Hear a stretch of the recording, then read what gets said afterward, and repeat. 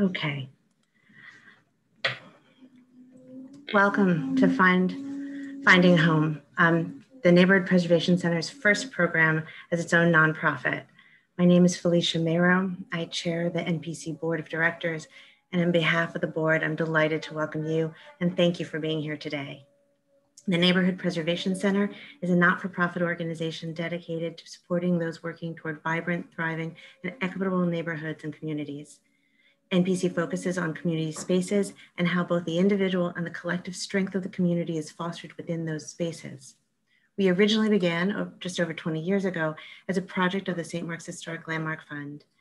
During that time, NPC generated a life of its own, hosting incubator offices, meeting rooms, and public programs.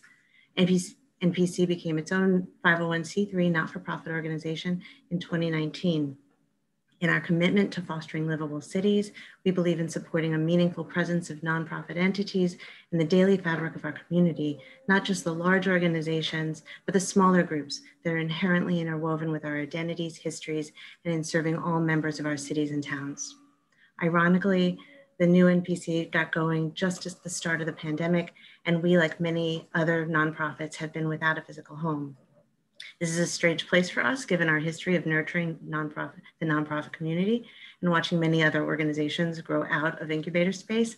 And so, in addition to working on our own strategy for finding a home for NPC, we recognize the critical role of bringing together experts and connecting our constituents with information down the line, perhaps a tool belt to use in navigating productive and purposeful accommodations. So it's with this that today's panel has come to be. Before handing the baton to our moderator, Tenzing Chadotsang, I just want to thank the panelists for their participation and the members of the board, in particular, Danielle Silich, who chairs the program committee and developed today's discussion, and Cheryl Woodruff, who is managing all of today's tech. And again, thank you all for being here in this Zoom room. Now it's my pleasure to introduce Tenzing Chadotsang, a community development specialist, also a member of the NPC board and our moderator. Tenzing. Thank you, Felicia. Good afternoon. We have the honor today to have three distinguished individuals working in the field to share with us some perspectives on how space needs are evolving in this post-pandemic life. They are,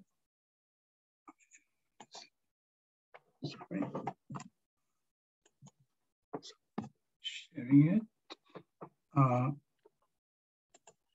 Paul Wolf, co-founder and president of Wolf Real Estate. Paul is an established real estate professional with over 30 years of experience in development and nonprofit consulting. His approach is one of strategic guidance in evaluating traditional and non-conventional routes in helping organizations meet their real estate needs.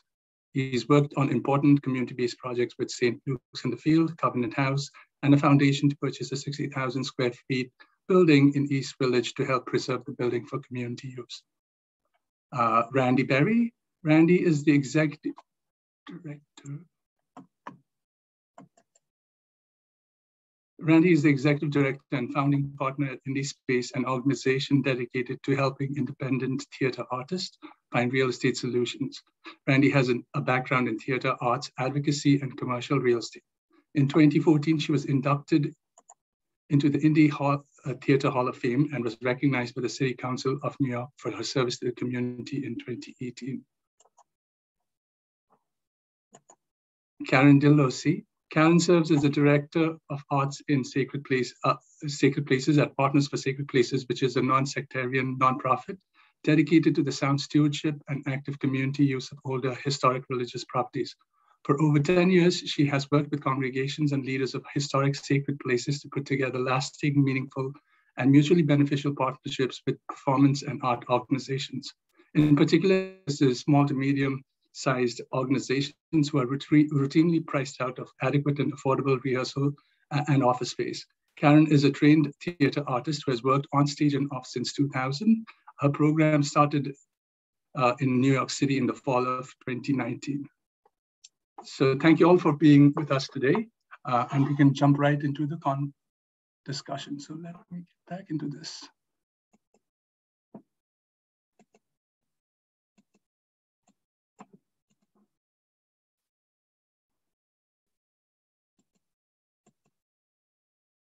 sorry, I need to get out of this mode.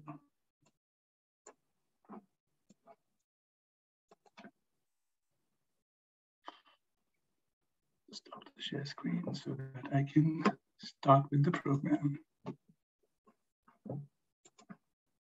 Okay, that's done. Thank you all for being with us, and we can jump right in. The world after COVID-19.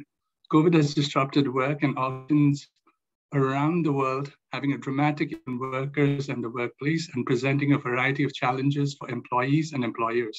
At the very least, we have job classifications classified as essential and require employees to show up to work, and others that don't require a physical presence and could work from home. During these times, nonprofits that have non-nimble operations have been called to take on unanticipated work for their communities, expand services, and use the spaces in a variety of purposes. The last year has shown the workplace after COVID-19 will change. Some trends that were already underway were rated, like working from home, and there are opportunities for new ideas like Zoom. So in your opinion, what are your observations of the current real estate landscape and the spaces for nonprofits? What should organizations that are looking for space expect? So I'll pass it on to Paul Wolf, and then we can open it up for everyone to join in. Okay, thank you very much, Tenzing, and thank you everybody for joining us today. It is certainly a strange time, and the past year has had its ups and downs. We saw a lot of organizations that were looking for space in March of last year suddenly abandon their search and then start to rethink what their expectations were, both in terms of scale and location. All of a sudden, do you have to be in New York? Could you expand in less expensive parts of the country? Do you have to be in Manhattan? Do you want to be closer to home? And then because there was no activity really in the transaction market for a long time, prices went down.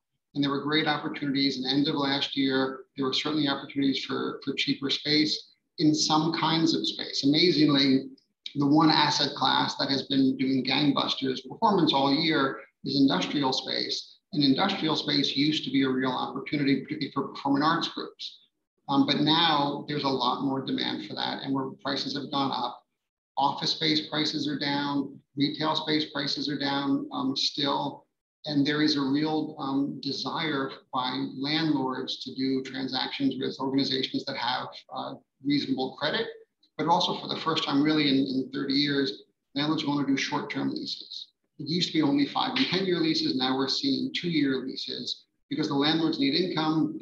Tenants are uncertain exactly what their future holds, so they're trying to make short-term decisions. We're also seeing organizations trying to get out of existing leases or downsize. Mostly because of uncertainty. We have seen a couple of organizations go completely remote, wait out the market and plan to get back into it probably in the fall. But it really is, I think that there are a variety of outcomes that we're seeing, but what we're most excited about right now is people are prepared to make decisions. Really in the past 3-4 months, that switch has flipped. And whereas last year people were, a lot of folks were hesitant to make decisions, the planning started December, January, and people are starting to take action now. So we definitely see the market starting to heat up, and pricing is starting to level off and even start to creep up a little bit in some asset classes. But I'll stop rambling and let somebody else jump in. You're on mute, Tenzing. Karen, would you like to take over? It might have been a big change for you, especially with the program just starting, your program just starting, and then the pandemic hitting. So. Like how? Yeah, I wasn't sure if Randy, were you going to say something first? Okay. Yes, it was an interesting transition from fall of 2019. I was actually still doing work in New York as of March of 2020 and doing things very much in person, and then had to flip everything.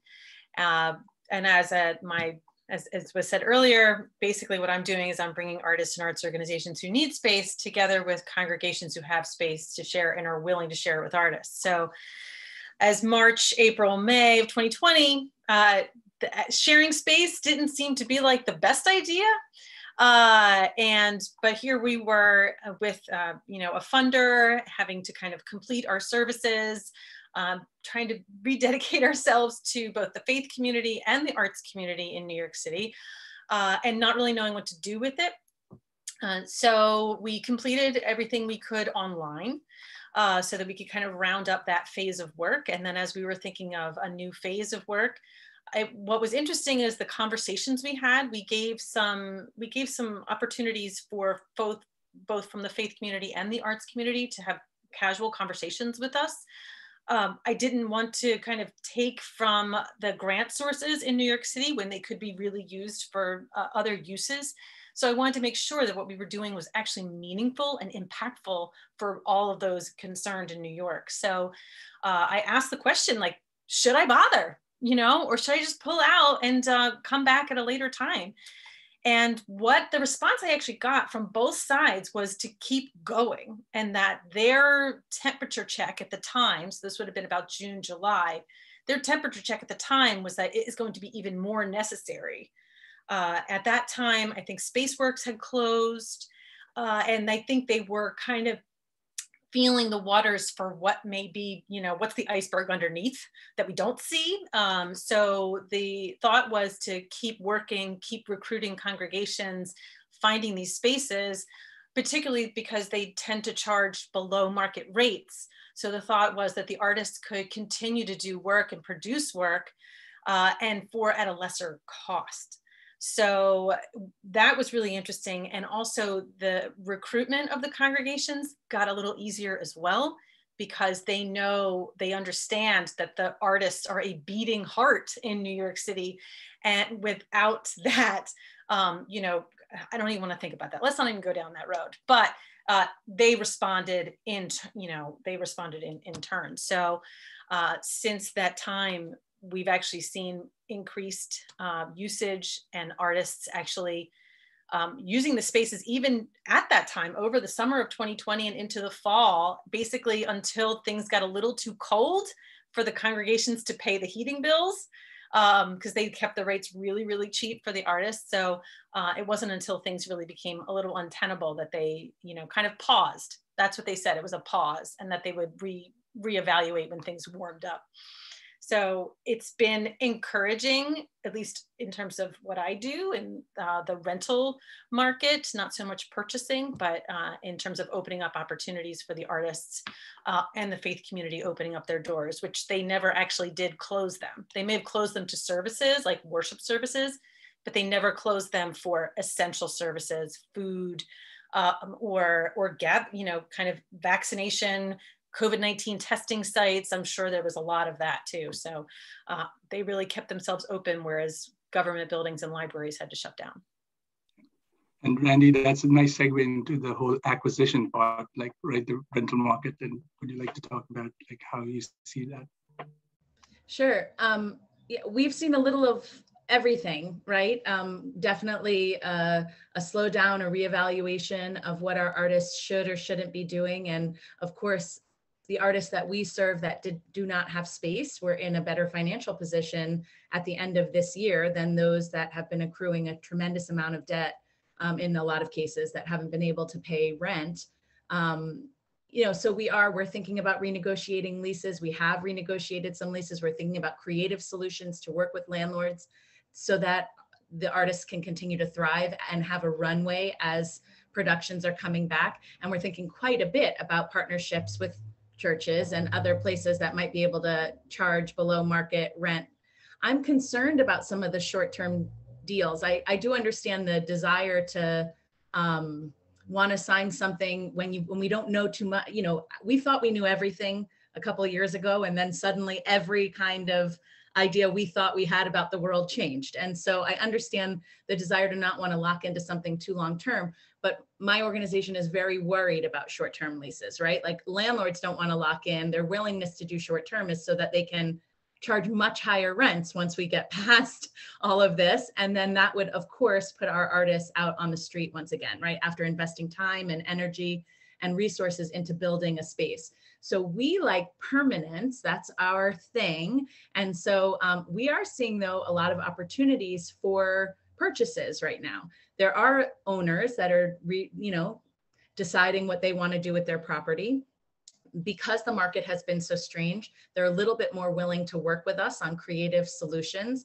We're talking about condoing buildings and just purchasing the condo that includes a theater to preserve that space, gives an influx of cash to the owner that they might need after not receiving rent from any of their tenants over the last year, but still allowing them to hold on to their asset with the understanding that this is New York City and the market always goes back up. It just does. But then we can kind of preserve this theater and stabilize it in a very unstable environment. So we're looking, there's a few spaces that owners are willing to have conversations that they weren't willing to have before. And funders and the philanthropic community are also willing to have conversations about how they might step in to help stabilize these organizations, because we saw how completely difficult it's been for the last, 15 or 16 months that it might. So Morgan Stanley, which is one of the biggest employers, forecasted that they're going to need only about 60% of their pre-COVID spatial needs for the same number of employees, citing work from home a few days a week and getting rid of individualized workspaces for shared, instead using shared workspaces. So also they predicted the need for more conference rooms. Given this kind of atmosphere, what do you think it means for the small nonprofits when they're going out to look up for space? What should they be kind of keeping at the back of their heads? Anyone can join in.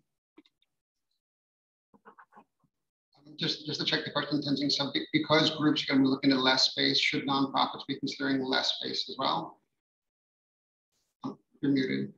Yeah, moving forward, just because it's like a new workspace that they're looking at, like with the idea that most people are going to be working up from home or however it is going to be, how does the space needs of like really the nonprofits change? And whether they need more, bigger, smaller, they should keep that. So it's interesting, we're helping a lot of groups prepare to re-enter their offices, and where you have a long-term lease and you can't really extract yourself from that easily, or at least not without a lot of pain. How do you reconfigure the space? And do you need to reconfigure the space? And initially the assumption was that everybody will make do with less square footage. And then some groups said, well, actually, we need more square footage to keep people socially distant. So, and all of a sudden private offices became more desirable than everything on an open plan. But open plan had been the rage for a long time. I think it actually really does vary organization by organization. An example that I like to give is that we're working with a social services group that's quite large, and their program budget increased by more than 10% in the past year because there's a need for their services, and the funding community has stepped up happily. So we called them and said, how are you doing with real estate? And he said, actually, we're doing great because with fewer people in the office, we can convert office space to program space. So we can accommodate increased programs without having to take more space, which is great. And I've said, is that going to be sustainable for you? And they go, well, that's the big question. And then the big question is, will there be people who are permanently work from home, or will everybody have some level of coming into the office? So they're undertaking a fairly significant study now to see. And frankly, I don't think anybody knows for certain just yet. And my fear is that there's a swing in one direction, and then everybody goes that direction, and everybody has to come back. And to Randy's point before that, yeah, there might be better deals on the table today, but you might not know. You might have to swing back in a couple of years to either more or less space, depending. So again, our whole operation here is premised on plan the hell out of it first. Ask the hard questions and do the effort, do the planning. So I would say definitely go through a rigorous process to try to anticipate what your current needs are and future needs. We are all rewriting our work from home policies. I see more and more people are talking about an expectation of, say, 3 days a week in the office and 2 days out. But not everybody wants to hotel desks. If you're worried about cleanliness and safety, do you want to share a space with somebody else? So I realize this is not a very specific answer. And I think if people have specific questions, we can attempt to answer them. But it really does take a lot of work to evaluate your specific operation, how you plan to work, and how comfortable you are making changes in your operations. And I would say it also, for as many arts organizations as there are in the city, there are that many situations, and everybody's going to come to an answer in a different way here, right? So to Paul's point, normally if I see a 2,000 square foot space that I can use for rehearsal space, I'm thinking about how many rehearsal rooms I can fit in that space. Now I'm thinking maybe it should be one large rehearsal room, because they're going to be very difficult. First of all, rehearsal spaces have been decimated over the last, even before the pandemic, with the loss of Spaceworks and a few others. But those rehearsal spaces, really, we saw a lot of closures, Shetler Studios being one that has been around for 30 years during the pandemic. So I'm now thinking, do I want 2 rehearsal rooms that are 1,000 square feet each, so that people can have larger casts in the same room and distance? And that'll impact the income that we can bring in on those spaces. But I agree that I know my arts organizations are thinking, well, maybe I don't ever need to have a production meeting in person ever again. And that means I can use a designer for my set that's in California or in Michigan, right? Some of them are thinking that way, and that if they're going to invest in space, they want to invest in rehearsal space and performance space more than they do office space these days. And of course, there's a challenge with that, because a lot of the less expensive space right now is not zoned properly for performance, certainly. And so with cheaper office space available, you can rehearse in office. I've rehearsed in the vacant spaces of every building we were selling for my entire time that I worked in commercial real estate. And so you certainly can rehearse in those buildings, but they're less agreeable, and the zoning is not appropriate, but they're less agreeable to having paid audience members coming in and out of the lobbies of those commercial office buildings.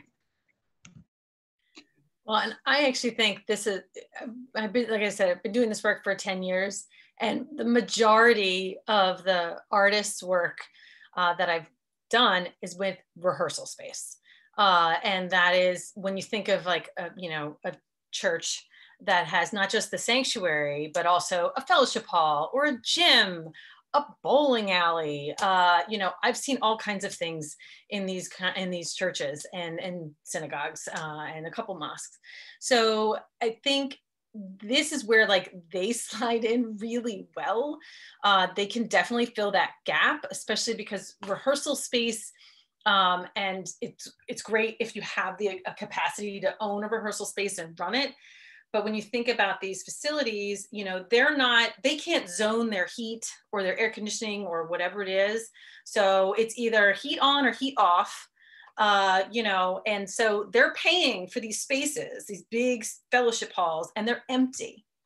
Aside from the couple times a year they might use it, or they're kind of regular, maybe they have some recurring rentals, but they're open a lot of the time. So it's really where the artists can kind of come in, use it. It would be actually really wonderful if there was an anchor artist that then like kind of helped to schedule the space too. I've done that kind of work as well, where they work in conjunction with the congregation so that the congregation can still have their events in that space, but then the artist can kind of fill in the gaps with other folks that need the space. So it really becomes a shared space. So it's not about, the work that I do, it's not about a 1-to-1 ratio, one sacred place for one artist. It's more like could be 1-to-5, 1-to-20, 1-to-50, depending on, how many artists can kind of rotate in and out.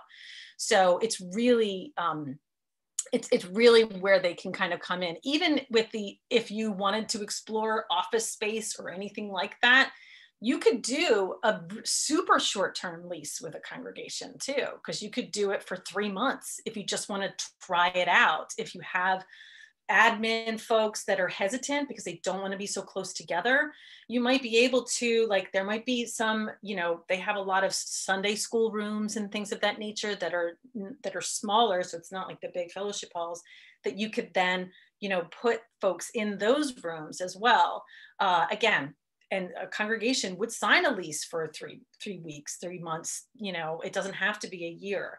And they also provide a little more flexibility because they really see it as a partnership and they really see it as a relationship. It's not landlord tenant. So it's really about what kind of work are you doing? How can we support that work? So it's really becomes a mission-oriented organization supporting another mission-oriented organization. So it becomes this kind of a support system rather than a purely fiscal relationship. So coming to the question again, back into what you mentioned about Spaceworks shutting doors, right?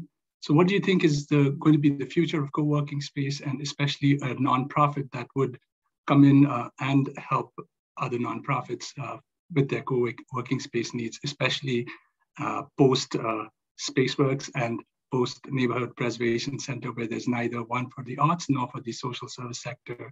Is there a need for a nonprofit that would come in now rather than a for-profit entity, which could be anyone in Property Shark that you could look up? And I'll jump in. So almost 20 years ago, we helped Art New York build a co-working space at 528th Avenue, which I'm happy to say still exists. And I believe they have every intention to continue to exist. And that, when we first got it started, had 25 different arts organizations. And they created a model which I think was viable and sustainable at the time. And then clearly 20 years on, it seems to be going well. When things were at their worst last summer, we were encouraging nonprofits that were in a position of strength, either because they had resources or real estate or expertise, to reach out to the others that were not in a position of strength. Because I think that there's a tremendous opportunity for people in the community to help each other. And they really can. Even honestly, the expertise thing is huge. To be able to have somebody who's, I've been through this, let me save you from going through all those painful decisions that we went through in the past. Whether or not there's an opportunity for new large-scale shared co-working space for nonprofits, I think the answer is going to be yes. In our experience, people tend to like an affinity group, like Art New York is mostly those around the work of theater. I think there's viability to that, especially if you have, like, rehearsal spaces are difficult. If you can have 3 rehearsal spaces that are shared amongst 15 groups, you can defray the initial expense, you can defray some of the carry costs. You have challenges in figuring out who gets what time when. You have to anticipate the management issues with that, because everybody wants it at similar times.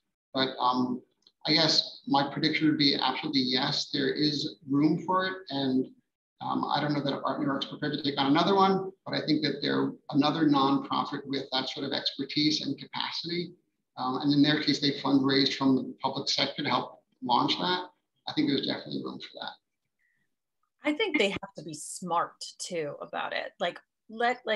I've done a few market studies for congregations in different communities, because they don't know what to charge, or they, are looking at, well, we charge this much random amount for a wedding and this much random amount for a dinner, or whatever the case is, or this is our member rate and this is our non-member rate. And I think a real key is diversifying what the income is. You can be a nonprofit and run a facility like that and give a nonprofit rate to the artists. And then if a corporation wants to use this hip, cool place because it's where the artists go, they don't pay that rate. They pay higher rate. And that subsidizes down to the artists. Or if someone wants to have a private event, I mean, I feel like I see the same things anytime I do a market study. It's like the same things over and over again in terms of like what to charge, how much to charge, or even like if the space is dormant for, it's just closed, right? Or it's just nobody's renting it. And someone comes along and they're like, well, I can use it for a rehearsal space, is $0 better than some dollars, so like, making them make that active choice and actually think about it before they turn down the smaller renters because they think it's not worth their while. If the space is open, if you already have staff there, it's not necessarily extending that staff's hours or doing anything with electrical or heating or any other utility, then you're just making money on a space that was going to make $0 before. I've also seen like where you could, if you have several spaces and you get a higher dollar bidder and the artist is okay with going into a different space in that same building or in that same location, and that's written into their contract because they're getting this special rate, I've seen that happen too. So then that still leaves that flexibility to get like a higher rental rate for a space, and the artist isn't necessarily getting thrown out as a result.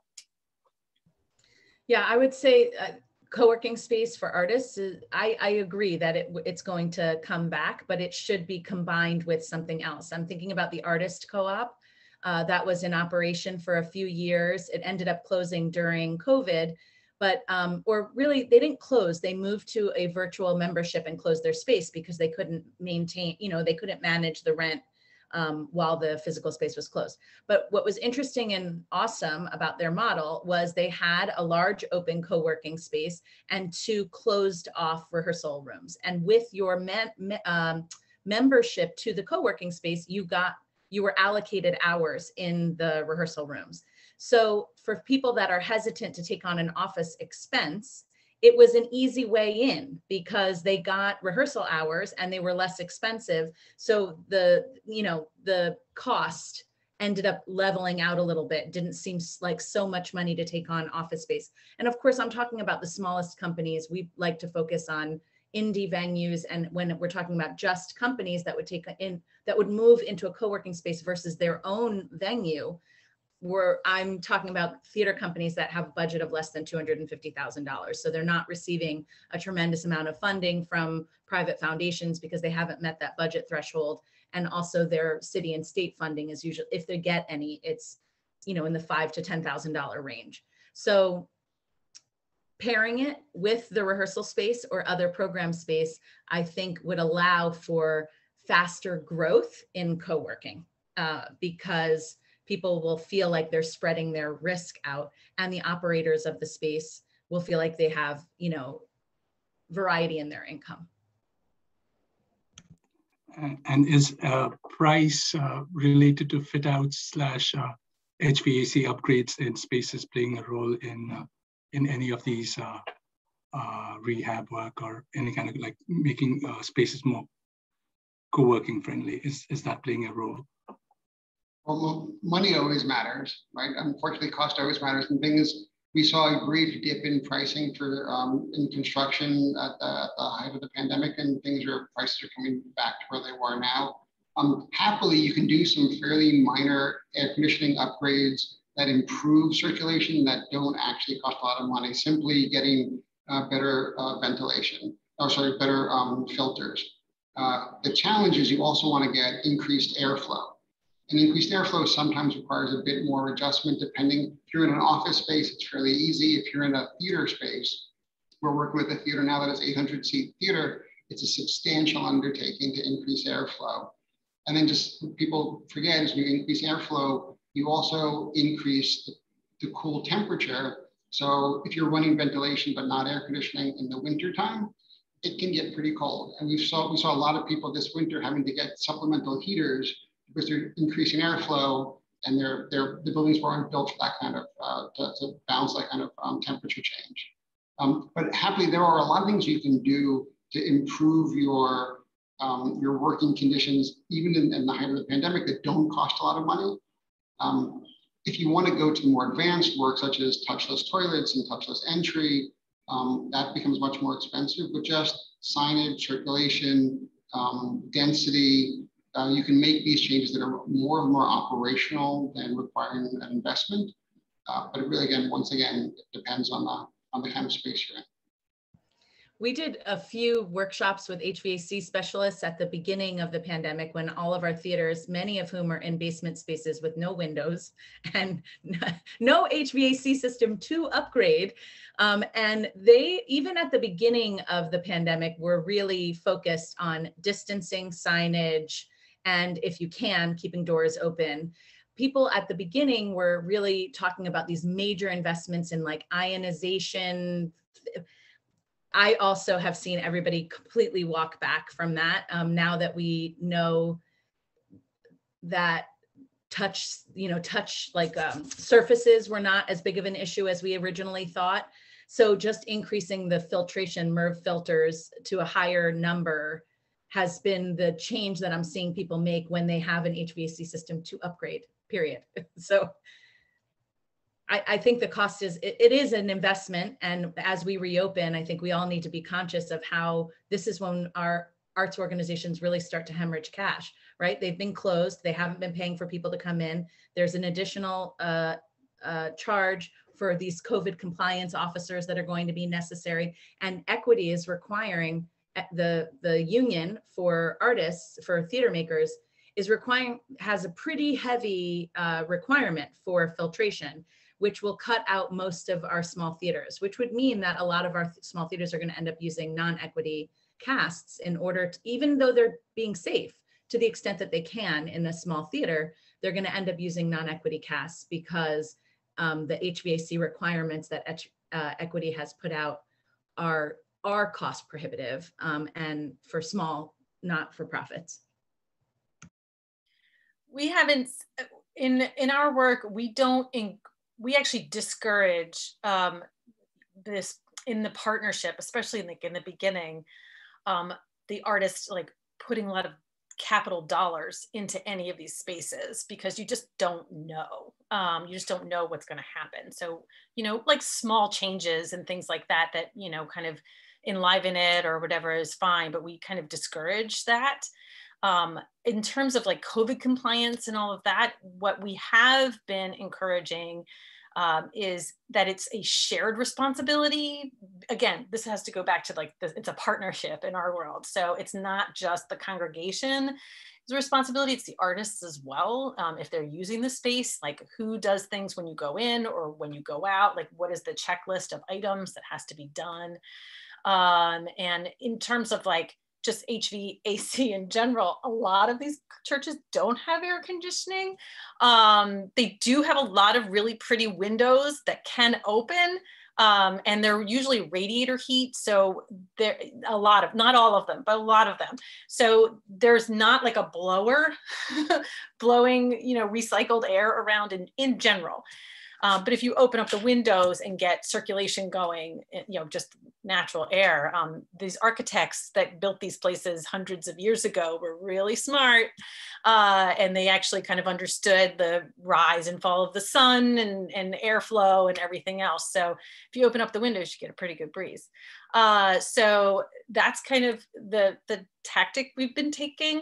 And that has everything to do with, it's a phenomenal amount of money if you were going to kind of tackle HVAC in some of these congregations. So, and these are not as heavily, like, what's the word? Like the in-out flow is not as much as say like, you know, a midtown office building might be or something like that. You know, there's far less people kind of going in and out. And if you're controlling which artists are going in when, again, that's under your control. So who's going in, who's going out, who's cleaning, all of that. Generally, when someone's looking for to rent a nonprofit going out to rent out in the market, you know, there are certain requirements that landlords, management companies, they ask.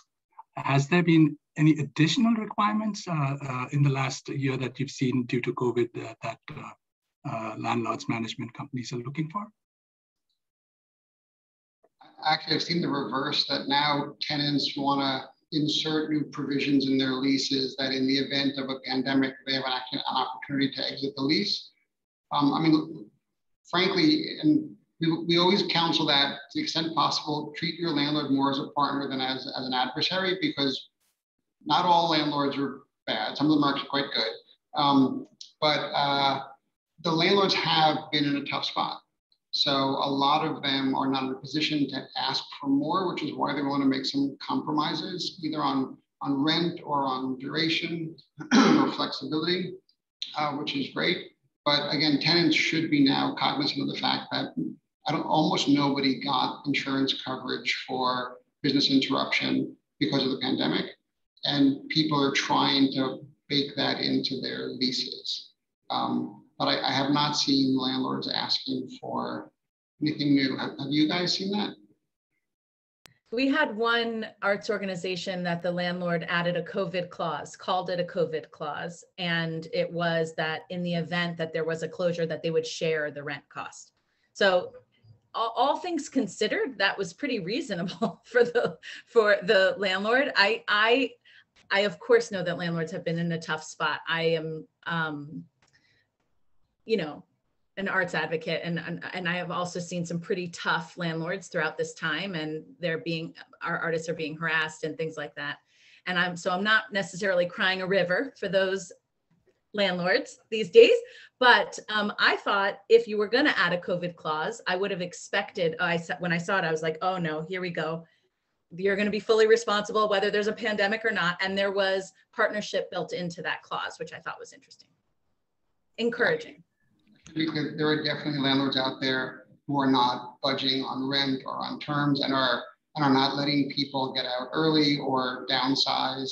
And these result in some fairly uncomfortable conversations. And we are currently in the midst of several such battles. And we will advocate aggressively for our clients, but not all landlords are like that. So hopefully if you try to approach it reasonably upfront, you get at least there's the opportunity for partnership. Sorry, Cam.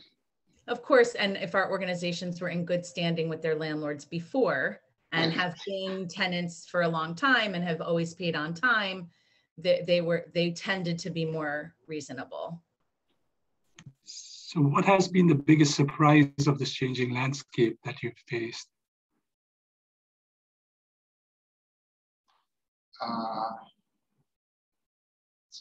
I mean, the recent CDC thing telling people not to wear masks if they're vaccinated. That's I think thrown the biggest, for me, that's thrown the biggest monkey wrench into things, because I think I don't even remember if we were talking about this earlier before the panel started or not, but you know, what is whether you're an arts venue or a congregation or whatever, and people are entering your space and you're requiring masks, but the CDC is saying if you're vaccinated, you don't need it. You know, it puts a different COVID onus on the venue itself. So, and an onus on the person running it. And people, as I think Randi had pointed out earlier, who aren't really trained to kind of deal with that crowd control in that way. And we've all seen it online, like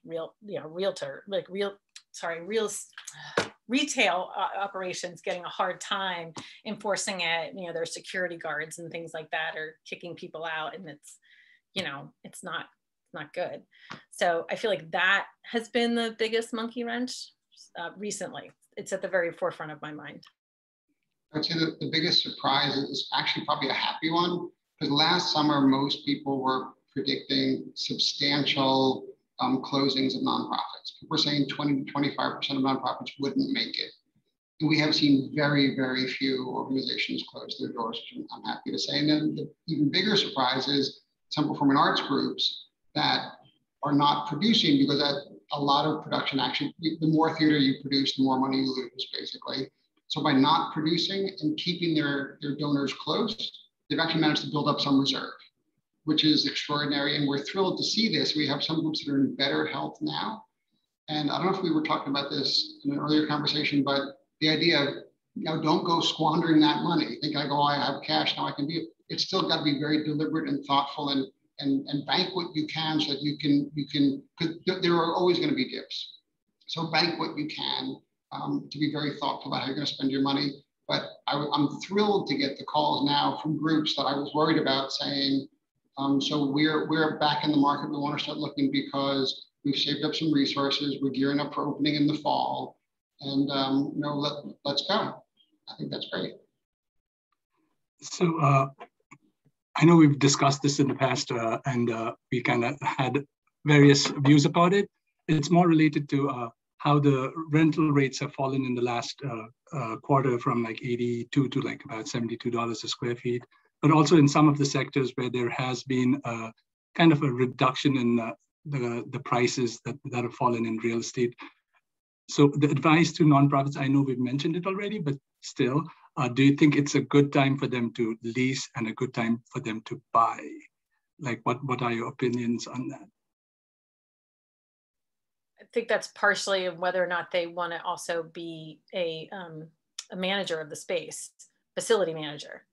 Again, that's like kind of know yourself and know like what you're capable of and what your capacity is, both financially, but then also human capacity, you know, because it does change the game. And again, like, you know, I guess because I work in the spiritual world, so these folks are facility managers. I've talked to so many pastors who are like, I just want to like preach. I just want to like do all of the stuff that I was called to do, but I end up worrying about light bulbs, so and toilets. So it's a very, like, that's a reality. And I think that is definitely like a difference between leasing and buying for my money.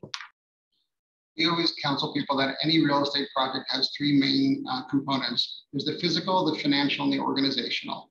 So the fact that the physical space might be a little bit cheaper now is not necessarily sufficient to go charge out and do something. So if the other pieces work out, if you know the space, your space needs are not going to change significantly.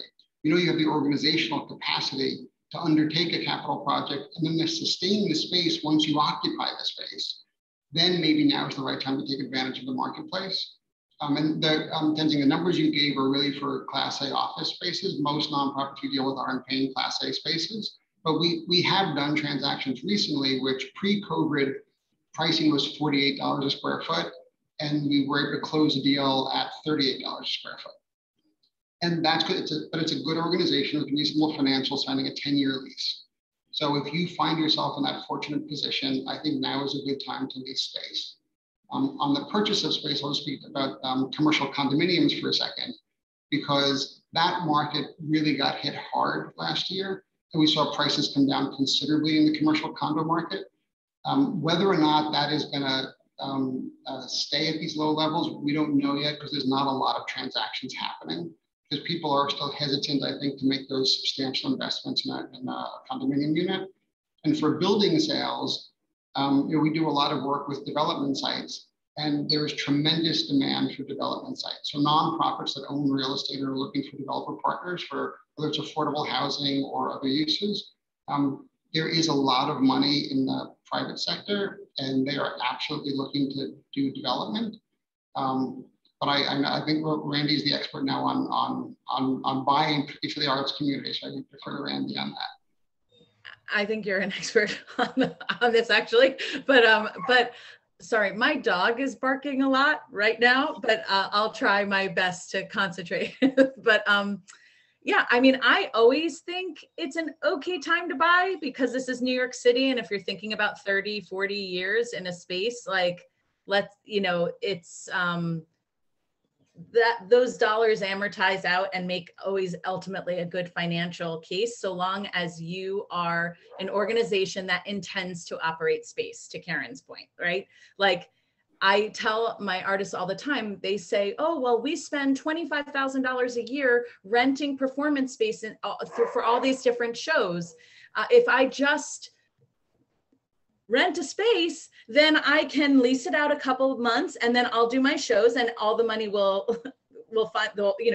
even out, which is not the case. They almost always do 3 shows their first year, 2 shows their second year, 1 show their third year, and by the 4th year, they're a landlord, and they're no longer doing their own programming. And so we like to talk to people that are intending to operate a facility and have the financial resources and experience to do that, right? So we just were able to help an organization through a purchase that's been operating a venue for almost 15 years in Brooklyn. They were ready. They lost their space during COVID, so they were going to have to make a change either way.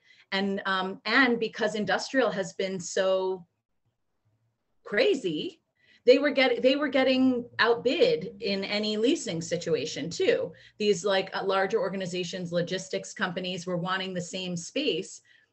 And so purchasing seemed like the next right step for them. They were ready to go, and the philanthropy was ready to step up for them. And that is for the last question that you asked, Tenzing, is also the opportunity. I'm a little worried because now is when our organizations do start to hemorrhage cash when they try to reopen, and also the eviction moratoriums are going to be expiring, right? So some of our organizations that have been holding on, not paying rent, wondering whether or not they're going to make it happen, what's going to come, are they going to get Save Our Stages money? Are they going to get this second round of PPP? All of those decisions, they've been waiting, and they've been accruing hundreds of thousands of dollars in debt, in rental arrears. So, but philanthropy stepped up, and our donors did very well in the stock market. in the last year, right? While all of COVID was happening and our artists were completely out of work, our donors were generous. We saw that a lot. They were generous, especially for our BIPOC run arts organizations. We saw unprecedented investment in the Black community this year, in the last year. We need that to be over the next 10, 20, 30 years, not just for 1 year. The jury's still out about whether or not that investment's going to continue, but there is pressure for it too. It should continue.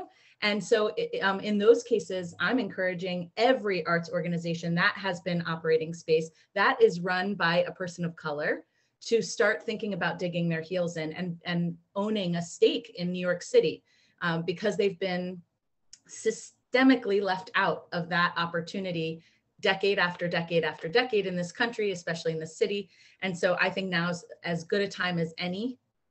I would have given you the same answer last year and the year before and at the height of the market and in 2008, so yeah.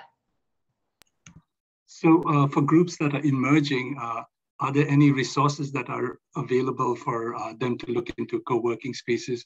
For example, in Brooklyn, the Brooklyn Community Foundation has a grant for up to about, I think, 8 nonprofits to be housed at the Brooklyn Creative League, where up to 3 staff members can be housed for an 18-month period while they're kind of like working themselves, like working the organization and growing it. So are there like any kind of other resources out there for groups looking to grow and use co-working spaces? That's a hard one.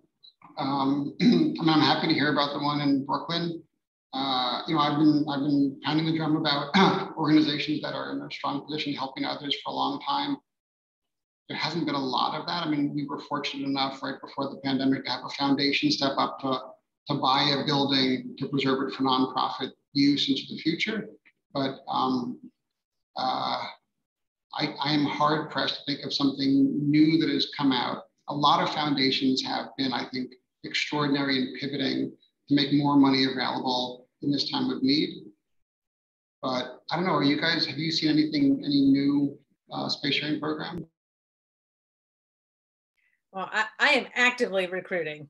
So I'm working specifically with dance makers because we're partners with Dance NYC. But if it's going to be good for dancers, it's going to be good for all the performing arts. So just keep that in mind. And I'm also actively recruiting houses of worship. They don't have to be an active house of worship. If it is, as long as it's 50 years old and a purpose-built worship space, it doesn't matter to me who owns it.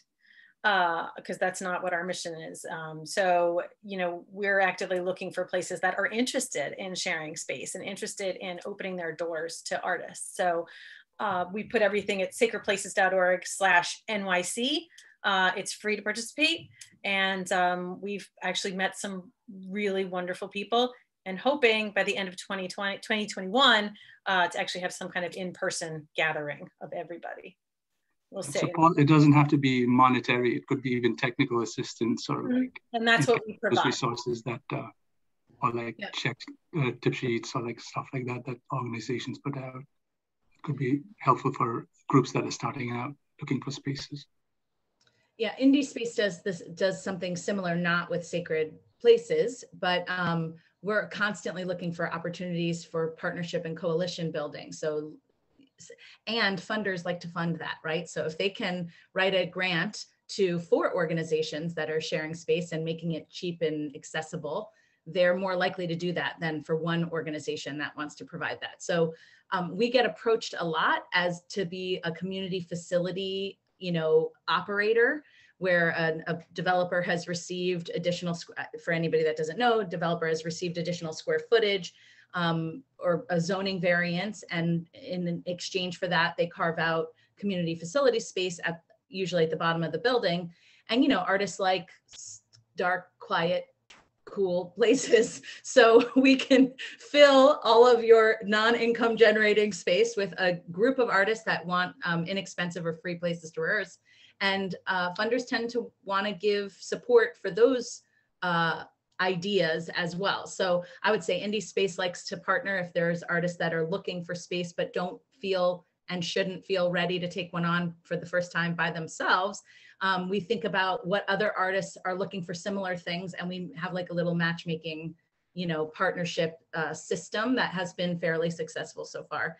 And I'm just finding that we're being approached a lot recently by developers that have community facility space that want somebody that has real estate experience to operate, but then allow that arts organization to handle the many artists coming in and out of the spaces. And I think funders are going to be interested in those programs. But then of course, there's always, Dance NYC has a great rehearsal space subsidy. Art New York has rehearsal space subsidies, and Art New York has rehearsal spaces.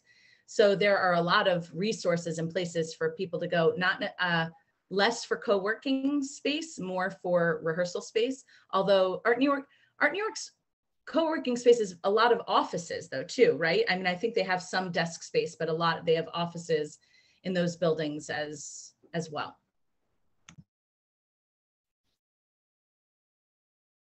You're on mute, Tenzing. One of the things that we did when we were putting together this panel was we started with asking questions, saying what are the questions to ask for a nonprofit or anyone who wants to use that space. So what we pretty much put together is this document, which is the questions that one needs to ask when they're looking for space. Simple questions like, what will the space be used for? What's the frequency and the length of time, the kind of spaces that are there, so that people can go down that, the kind of space we need or don't need, and and then work from co-working, sublets, rentals, to owning the space. So kind of taking them through that process of doing that. So that was one of the things that we did recently.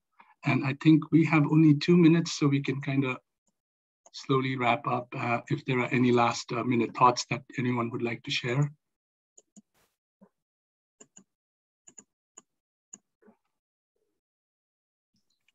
Passing on to Paul. Are you asking from us or from the attendees? Well, I will say that I am constantly amazed at the resilience and the tenacity of the nonprofit community, and I'm thrilled that there's so much optimism in the community right now, and that we're seeing progress. We're seeing performance spaces reopen. We're seeing people come back into their offices, and I'm always thrilled to be working in this community, and I think we're going to see a lot of growth this year. But again, all because the market might be more attractive doesn't mean that it's the right time for you. So please always be certain that you know what you have, what you want, what your capacity is key. So please be thoughtful and deliberate and plan before you do. I would just say that there's, in terms of sharing a space, whether you're owning it or leasing it or whatever, just remember that there's no one size fits all scenario, that there are a lot of different ways to kind of tackle that problem, whether, there could be different leases by length of time or by form of payment, and just know that or as a collective. I loved that, Randi, hearing that, because I love collectives. I love when they come to us wanting to kind of share space, because I think the shared responsibility makes it an easier lift for everybody. And it does really open it up to a lot of other groups. So I think, just to kind of keep all that in mind and really, I have this whole thing I go through where it's know yourself, please know yourself and know what it is that you want in a space, what you're capable of, or maybe what you might be able to amass as a collective. So I think would be a final thought for me. Yeah, I echo both what Paul and Karen are saying. And also, I think it's an exciting time because what we did learn over the last many months is the idea that I miss in-person theater more than I've seen some very good online theater, but I want to be in space together.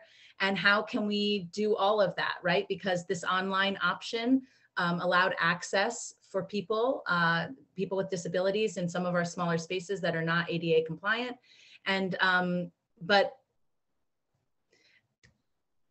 I think also from difficult times comes growth, comes innovation, and community. I'm feeling more connected to my community than I ever have before, and I anticipate the strong desire, once everybody feels totally safe to do so, for all of us to be in space together. And we're getting there, and it's hot outside. And when it was hot outside last year, there was all sorts of hope too, right? So like, it's a good thing. It's a good thing. I feel hopeful for the first time in a long time, which is good. Thank you.